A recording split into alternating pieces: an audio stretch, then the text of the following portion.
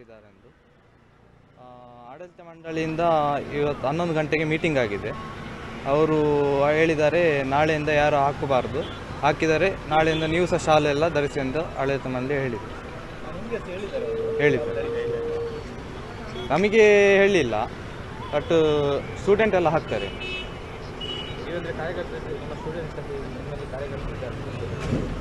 ನಮ್ಮ ಒಂದು ಕಾಲೇಜಲ್ಲಿ ಕಾರ್ಯಕರ್ತರು ತುಂಬ ಇಲ್ಲ, ನಾವು ಅವರು ಸ್ವಯಂ ಪ್ರೇರಿತವಾಗಿ ಆಗ್ತೇನೆ ಅಂತ ಹೇಳ್ತಿದ್ದಾರೆ. ನಾವು ಅವರಿಗೆ ತುಂಬ ಮಾಡಿದ್ದಾರೆ. ನಾವು ಇದನ್ನು ಅಂತ್ಯ ಮಾಡ್ತೇವೆ. ಹಿಂದೂ ಜಾಗರಣ ವೇದಿಕೆ ಇಲ್ಲಿಂದ ಉಡುಪಿ ಹಿಂದೂ ಜಾಗರಣ ವೇದಿಕೆ ಇದನ್ನು ಅಂತ್ಯ ಮಾಡ್ತೇವೆ. ಇಲ್ಲಿ